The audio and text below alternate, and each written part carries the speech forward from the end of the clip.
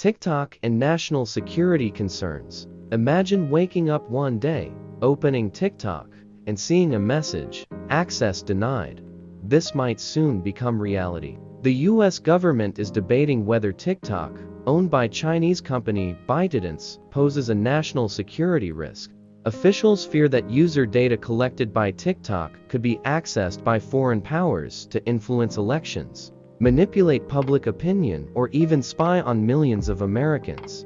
Both Democrats and Republicans are surprisingly united on this issue, citing TikTok as a threat to national security. But is TikTok truly the problem? Or is this the first step in regulating all social media platforms?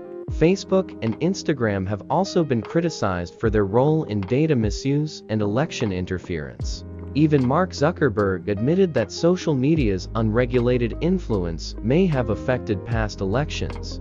As lawmakers discuss potential bans, millions of TikTok creators and users are left in limbo. What would the social media landscape look like without TikTok? And will its ban actually solve the underlying problems of data privacy and misinformation? Surprising job reports and Fed decisions. The January jobs report stunned experts.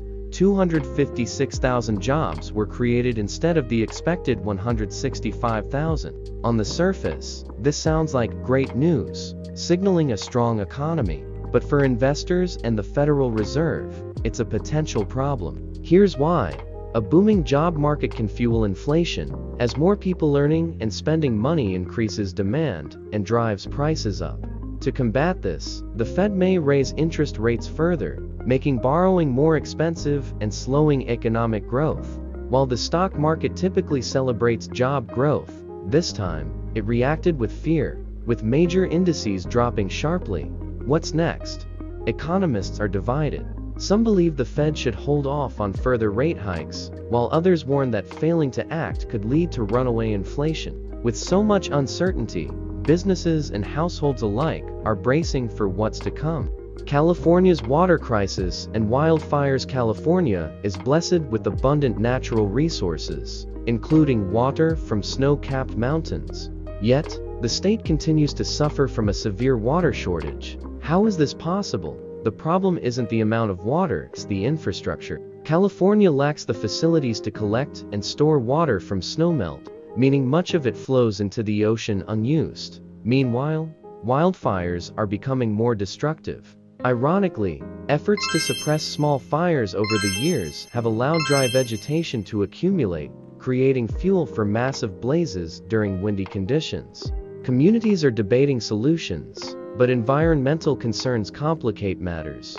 Building dams to store more water could impact wildlife, while controlled burns to reduce fire risks are costly and controversial. California faces a tough balancing act, managing its natural resources while protecting its residents and ecosystems. Can it overcome these challenges, or will these crises become the new normal? The insurance crisis in California. California's rising natural disasters are sparking another crisis. Insurance companies are pulling out of the state, leaving many residents without coverage. Wildfires and floods have made insuring properties too risky and unprofitable, forcing companies to abandon the market. The state's public insurance program was designed as a safety net, but it's now struggling under the weight of growing claims. Critics argue that government regulations preventing premium increases have made it impossible for insurers to stay solvent. Meanwhile, thousands of homeowners face a harsh reality. They either can't get insurance or have to pay exorbitant rates. Without a long-term solution, this crisis could devastate California's economy. The question remains, who will bear the cost? Private insurers, the government, or the people? And how will residents recover if disaster strikes again?